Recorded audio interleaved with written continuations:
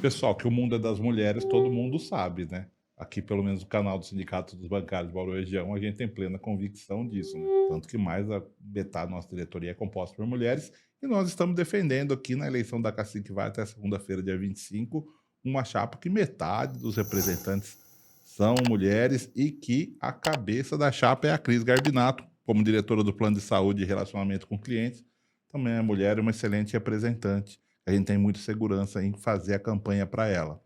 A chapa que a gente está apoiando para Conselho Fiscal e Deliberativo é a chapa 4 e a chapa 77. Se você ainda não votou, vamos fazer isso na hora que chegar no banco amanhã? Dito isso, agora nós só vamos tratar do tema de saúde da mulher. Vamos lá, Cris. Oi, pessoal. Então, eu sou Cris Garbinato, candidata à diretoria de Planos e Relacionamento com o Cliente nas nossas chapas 4 e 77, em defesa da Cassi Solidária. E a gente está aqui conversando hoje com o Tonon, com as nossas candidatas e também com um grupo de mulheres que gostaria de falar sobre esta pauta feminina. Nós tivemos no último período, durante a campanha, um vídeo que foi muito comentado e definido como muito importante pela maior parte das mulheres que o assistiu, sobre violência obstétrica. E a Patrícia Patti, que é a nossa candidata ao Conselho Deliberativo, foi quem gravou esse vídeo, e aí hoje a gente vai conversar sobre este ponto e várias outras questões que a gente entende que a Cassi precisa estar atenta e precisa ter política para tratar, né, os assuntos referentes à saúde feminina. Paty, vem conversar com a gente aí sobre esse teu vídeo, fala um pouco para nós da importância dele, da tua experiência. Então, boa noite, Cris, boa noite, o pessoal que está aqui acompanhando essa conversa.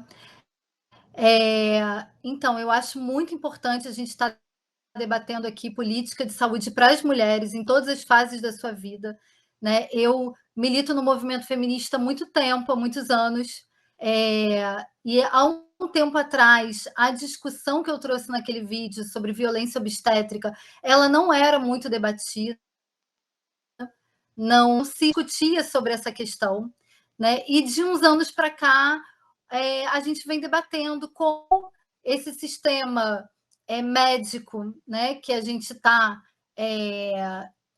que a gente convive com ele, como ele às vezes se apropria de uma decisão que deveria ser da mulher, né? Como ele interfere na autonomia, na nossa autonomia sobre as nossas escolhas e sobre o nosso corpo. E isso é muito nítido em relação à gestação e ao parto, né? Então, lá em 2014, quando eu estava grávida, eu me vi nessa situação.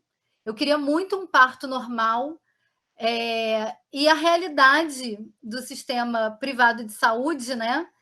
Do sistema geral, mas do privado, da saúde suplementar, é mais pior nesse sentido para as mulheres. E eu me vi dentro dessa realidade de que, apesar da OMS indicar que a quantidade de partos não naturais num país deve chegar a 15%, deve ficar em torno de 15% na média, a realidade brasileira é muito difícil, né? Então, aqui, mais de 80% dos partos na rede privada, eles são não naturais, né? Eles são cesáreas. E aí eu fui buscar informação e tentar fugir dessa realidade, né? Tentar me defender da violência obstétrica e tentar ter um parto respeitoso, humanizado, como eu queria, né? Afinal de contas, a gente está trazendo nossos filhos ao mundo. São pessoas novas nesse mundo. E eu acho que a gente tinha que estar debatendo sobre isso, né? De que forma essas pessoas estão sendo trazidas ao mundo? Como que elas estão chegando? E isso tudo tem a ver, né, obviamente, com o histórico machista que a gente vive, que a gente tem presente na sociedade e que interfere também nessa área na medicina.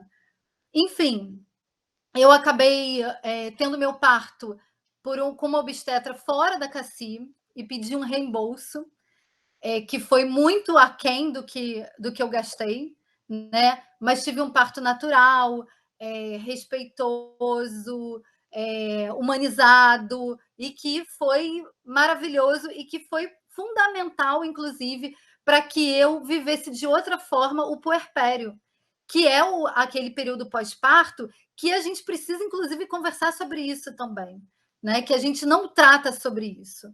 E é um período de muitas contradições, muitas dificuldades que a gente passa. O parto, eu acho que ele é fundamental para a gente poder viver com tranquilidade o puerpério. E depois disso, eu encontrei muitas colegas no banco que estavam vivendo a mesma situação. E cada uma buscando uma estratégia diferente para poder garantir esse momento tão especial na vida da gente, na vida da mulher, que é trazer o seu filho ao mundo, fosse de fato um momento incrível e não se tornasse um momento traumático, uma lembrança ruim, como acontece muitas vezes, né? Quando a mulher é desrespeitada, quando a mulher é agredida, quando a mulher tem a sua autonomia retirada, as suas escolhas não são respeitadas, e isso às vezes gera traumas. E encontrei muitas colegas isso, que estavam sempre buscando estratégias diferentes. Então, colegas que foram ter o filho no SUS, maternidade, em que elas sabiam que, em maternidades públicas, que elas sabiam que iam poder ter um parto normal, colegas que contrataram enfermeira obstétrica, que foram para a emergência no momento de parir, para que não houvesse questionamento, não fossem levadas para uma cesárea desnecessária. É importante dizer que a gente não é contra a cesárea, né? A cesárea, quando bem indicada, ela pode salvar vidas, mas é fato também, e os médicos dizem isso, né? Os médicos sérios dizem isso, que quando a cesárea é feita sem indicação, ela aumenta a idade materna e do bebê. E a realidade que a gente tem no Brasil é muito ruim, né? Então, a gente tem, na rede privada de saúde, mais de 80% dos partos hoje são cesáreas, enquanto a OMS orienta que esse percentual seja em torno de 15%, que 15% dos partos sejam não naturais. Então, a realidade é muito difícil para as mulheres, em diversos aspectos da vida, né? E também no aspecto de saúde, quando a gente está falando em diversas fases da vida e também em diversos aspectos da saúde e nesse parto. E aí, desde então, eu vim discutindo isso com algumas colegas e tenho muita vontade de que a gente leve esse debate à frente e que, com a contribuição de diversas colegas associadas que já passaram por isso ou que vão viver ainda, que preparando para ser mães, ou aquelas que viveram recentemente isso e tal, que tem suas experiências para contar, que a gente consiga adotar uma estratégia que mude essa realidade dentro da CACI, né? A ANS, desde 2015, ela vem adotando um programa, né, do parto adequado para discutir essa questão do parto dentro da saúde suplementar. E ela disponibiliza para as mulheres essa consulta, o direito à informação que as mulheres têm de saber a taxa de cesáreas e de cada médico credenciado. Isso está disponível. Só que aí, quando a gente entra nessa informação e a gente encontra que a grande maioria dos credenciados do plano fazem cesárea, a gente fica sem opção.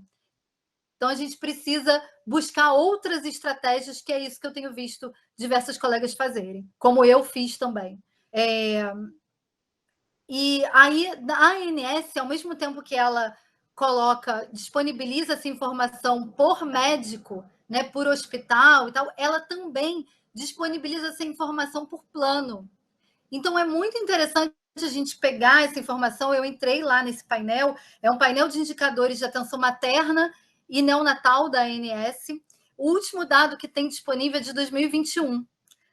E na saúde suplementar, o número de cesáreas de 2021 foi de 81,6%. E na CACI foi de 84% o número de cesáreas. E aí, só 16% de parto normal. A gente consegue perceber que é o problema da saúde suplementar, sim, mas a gente tem que atuar dentro da CACI. A gente precisa, só nessa tua fala, nós temos a questão da necessidade da gente ter uma negociação melhor com os médicos, com as clínicas. Por quê? Porque a gente tem aquela questão do que os médicos não atendem parto normal porque não conseguem cobrar o valor que ficaria à disposição para esperar o parto normal. Então, isso passa por negociação. A gente teria também que passa por uma outra proposta que a gente tem, que é a de avaliar o desfecho clínico. Essa questão que tu trouxeste de quais os médicos e qual é o percentual de parto normal e de cesáreas dos médicos, a gente teria também depois esse processo de avaliação dos desfechos clínicos, que é uma das nossas propostas. Então, assim, essa questão da saúde dentro da CACI, sim, passa muito pela necessidade de a gente ter um olhar apurado e aí direcionar os nossos processos para que a gente tenha o melhor cuidado nessa questão do parto. Eu acho que a Vânia tinha também uma outra pergunta sobre a questão feminina aí, Vânia. Traz para nós essa pergunta. Sim, o que eu trago para o grupo é uma realidade, né? O Banco do Brasil está com um programa forte de inclusão e de respeito à diversidade. Inclusive, numa atitude de vanguarda, já permitiu, inclusive, que as colegas, mulheres trans e homens trans, utilizassem no seu crachá o nome social. Quer dizer, e tem apoiado diversas pautas, patrocinado diversas pautas nesse sentido. Então, eu acho que tudo isso precisa, não é importante que se coloque, que isso se traduza também na assistência à saúde desta mulher trans. Ela precisa se sentir acolhida, precisa ser cuidada dentro das suas necessidades. É um assunto perfeito que tu trouxeste e a gente vai ter que enfrentá-lo e discutir e criar essas políticas. A Paty, a Lisete, que está aqui conosco, a gente tem as respostas prontas? Não, não temos, mas a gente tem muito interesse de construir essas respostas. Sandra, tu também tem uma pergunta maravilhosa para nós, um ponto especial, então traz para nós aí. Antes disso, só um adendo, né? Eu estava na equipe lá na extinta Diretoria de Relacionamento de Responsabilidade Socioambiental, lá pelos anos 2004, quando o primeiro caso de mudança de nome social no crachá apareceu. Então, eu tive esse privilégio de acompanhar isso de perto, né? Foi uma novidade bacana, e hoje já está... é normal na empresa, né? Mas eu estava lá, eu vi esse início aí, bem bacana. O que eu trago aqui tem a ver com o acompanhamento da saúde integral da mulher, desde quando a gente é pequena até quando a gente morre, né? Nós somos pessoas, nós estamos vivas. E aí um tema que é muito tabu quando a gente fala sobre a terceira idade, né? Quando as entidades fazem seus eventos de terceira idade, ninguém toca no assunto da sexualidade da mulher na terceira idade. Então, parece assim que a mulher, depois de uma certa idade, falar disso pega mal, né? Enfim, gera um certo constrangimento. Então, como se as mulheres morressem depois da última menstruação. E não é assim, né? A vida continua, há outras exigências, a sociedade, a tecnologia, ela traz muitas opções e incentivos para que o homem continue tendo uma vida sexual ativa e saudável, enquanto que para a mulher é um negócio assim, né? O que se fala da reposição hormonal, mas não há consenso. Eu mesma tenho morro de medo de usar e ter câncer, né? A gente fica com essa preocupação. Então, o que o que você pensa sobre esse assunto, né? Da gente pensando na mulher como uma pessoa plena, enquanto ela está viva, né? Depois dos filhos criados, depois passamos pelos dramas aí que a Patrícia disse, o que nos resta? O que vamos fazer para continuar felizes? Gente, olha, Cris. Fala, Vânia. Só complementando, o que a Sandra traz, esse é um dos efeitos da menopausa, que é outra fase da mulher que precisa ser cuidada. Porque, né? É isso aí. E não assim deixada de lado, como se não fosse... Então, quando desculpa, eu penso que talvez nas clínicas CIS, como tem grupos de pessoas que querem parar de fumar, por exemplo, querem emagrecer, poderia ser um lugar de acolhimento para as mulheres tratarem desse assunto. Ninguém trata disso. Ninguém fala disso, né? E aí, quando você traz o assunto, parece que, né, as pessoas às vezes te olham meio diferente, mas é da vida, a gente está vivo. E a gente só tem isso, graças a Deus, porque a gente está tendo uma longevidade maior. E com a vantagem, a gente não engravida, olha que maravilha. Não, só tem vantagem, só tem vantagem. Esse assunto ele precisa ser trazido à tona e discutido em todos os locais. A Adriana levantou a mão. Adri, tu quer falar alguma coisa sobre isso? Vem para a roda. Exatamente. Boa noite, gente. Adriana, sou aqui do Rio de Janeiro, Conselho de Usuários daqui do Rio de Janeiro também. A menopausa, parece que as mulheres... acabou a vida sexual delas e não acabou. O problema é que fica mais difícil por uma série de fatores, né? Mas que poderiam ser contornados com uma ajuda profissional do médico, né, ajudando a gente nessa fase. E não o médico achando que, não, você já está velha, entendeu? Não, isso aí você tem que aturar. Não, isso aí faz parte da vida. Não faz parte da vida. Tá? A gente entra no climatério, na menopausa, a gente vive 30 anos da nossa vida nessa fase de climatério e menopausa. E ela causa mudanças em vários aspectos. Na vida, na parte sexual, ela causa não só fogacho, na parte de atenção, de força física, de disposição. E tudo isso, hoje em dia, tem vários tratamentos, às vezes, hormonais ou não hormonais. Por exemplo, eu tive um câncer de mama e o meu câncer de mama foi hormonal, então não é indicado fazer reposição hormonal, não posso. Pelo contrário, eu faço bloqueio de hormônio. Então, por eu fazer bloqueio de hormônio, eu tenho uma série pela falta do estrogênio, eu tenho uma série de consequências por essa falta de estrogênio.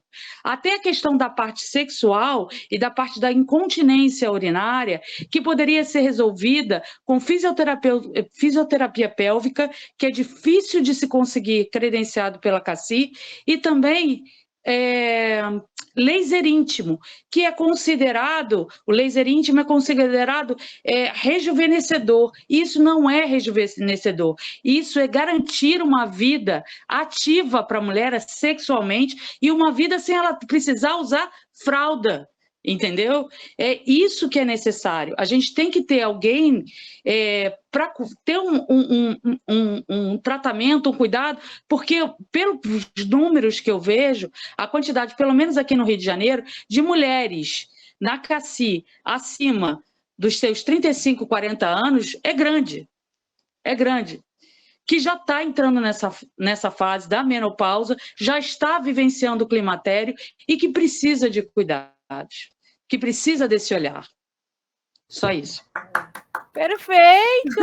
Olha, gente, pensa, se a gente considerar a nossa idade de criança, tira a idade de criança, começa a considerar ali a nossa idade que começa a menstruar, que a gente tem todo o nosso ciclo, digamos, fértil, perto do que a gente... O número de anos do nosso ciclo fértil é muito menor do que o número de anos que a gente vai ter depois da menopausa. Então, hoje nós temos uma longevidade muito, muito boa entre as mulheres, e homens também estão vivendo muito mais, mas as mulheres mais ainda. Nossa média de idade é muito maior. E a gente precisa, sim, ter qualidade de vida. Ter qualidade de vida é a gente ter a vida sexual ativa, a gente precisa que a CACI acompanhe esse tipo de demanda da nossa população, até com a questão, como a gente estava falando antes, de explicar para as mulheres, gente, não morreu, tu estás muito viva e precisamos organizar da melhor maneira possível essa parte. Então, assunto excelente. Voltamos ao ponto, nada sobre nós sem nós, vamos usar aqui também. A gente precisa começar a fazer essas rodas de conversa femininas para que a gente possa também fazer essa política e esse cuidado. Olha quanta coisa legal aconteceu aqui neste pequeno momento de discussão entre nós. Então, hoje a gente vai trouxe essa problematização, essa conversa sobre o quão é importante a saúde feminina, o que a gente tem também para melhorar dentro da CACI, vimos que a gente tem muita coisa para trabalhar. E muito mais vai aparecer se a gente começar a fazer essas conversas mais vezes, porque a gente vai começar a se olhar no olho e ver que o problema não é só meu. E quando o problema não é só meu, a gente tem sim que se juntar para resolver o problema, todo mundo junto. E aí ele passa a ser um problema de saúde da CACI. A CACI está aqui para nos acompanhar por toda a vida e ter um cuidado de saúde integral. Gente, eu agradeço muito as perguntas. Eu acho que a gente está saindo daqui com muito tema de casa. Enfim, eu peço para vocês o voto na chapa 4 e na chapa 77, em defesa da CACI Solidária. E mais ainda, né? Mesmo a gente sendo eleito, vamos trazer mais dessas conversas. Eu acho que aí é o nosso compromisso de campanha, né, Elisete e Paty? Trazer isso para a gente começar a fazer mais dessas rodas de conversa para a gente ouvir os associados e as associadas no que está faltando. Onde a gente pode melhorar a vida? O que é cuidado integral para você? Como a gente faz esse cuidado integral? Como a gente faz esse cuidado preventivo? Agora a Adri trouxe uma questão maravilhosa que é da fisioterapia pélvica. Isso é cuidado preventivo, gente. Então a gente precisa ter isso à disposição. Não adianta a gente dizer, isso é da vida. Isso não é da vida. Hoje a gente está vivendo mais, não existe mais é da vida. Então precisamos sim ter esse cuidado mais amplo. Eu queria que a Elisete viesse dar uma boa noite para nós aqui, que ela ainda não falou, antes da gente finalizar o programa. Boa noite, pessoal. Que prazer ouvir tudo isso. E essas questões levantadas, é muito claro, né, que cuidar das pessoas, eu acho que é uma missão também. E esse cuidar, já entrando um pouquinho assim, eu acho que eu evito outras doenças, né? Como hipertensão, outras coisas que causam mortes ou que custam, olhando agora um pouco do lado de finanças, talvez muito mais caros. Então, realmente, a prevenção ela é muito importante. E por que não sermos felizes se isso nos faz bem, né? Então, acho que essa luta tem que ser de todas nós. Quando a gente entra na menopausa, muitas coisas mudam, e esse comodismo a gente tem que também mexer um pouquinho conosco para buscar levantar essas situações e lutar pelas soluções disso. Muito obrigado por terem trazido com tanta clareza essas questões, né? Desde a questão do parto à menopausa. Excelente essa questão da mudança do sexo, coisa parecida, que são coisas que as pessoas precisam fazer, elas terão que fazer. Então, assim, assumir isso, esta é a verdade, né? Muito obrigada. Paty, dá a tua boa noite aí para o pessoal.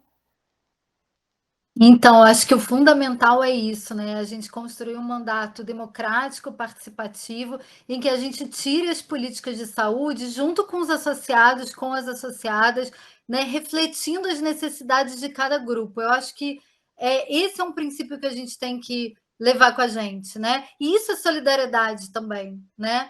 E é a gente se ouvir, a gente se respeitar, é a gente atender à diversidade que existe entre nós.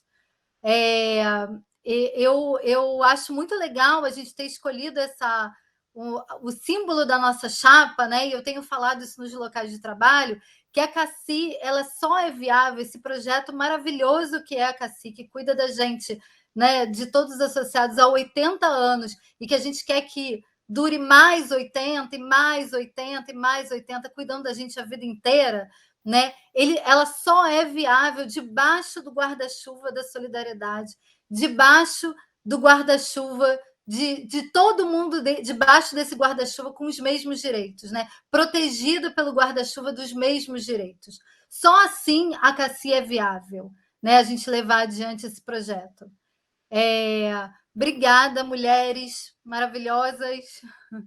Eu acho que a gente tem muito para construir aí pela frente, contando já com a vitória da Chapa 477. Acho que a gente vai ter muitas conversas, muitas rodas, muitos debates, muito programa, muita política de mulheres aí, de saúde de mulheres para construir, para atender a gente para todas as fases da vida. Perfeito, Paty. Meninas, muito obrigada mesmo pela participação de vocês. Tonou, muito obrigada pelo convite, para a gente estar aqui, né, conversando sobre esse assunto. Obrigada a todo mundo e até segunda-feira, dia 25. Lembrem, votem Chapa 4 e Chapa 77 em defesa da CACI Solidária. Um beijo.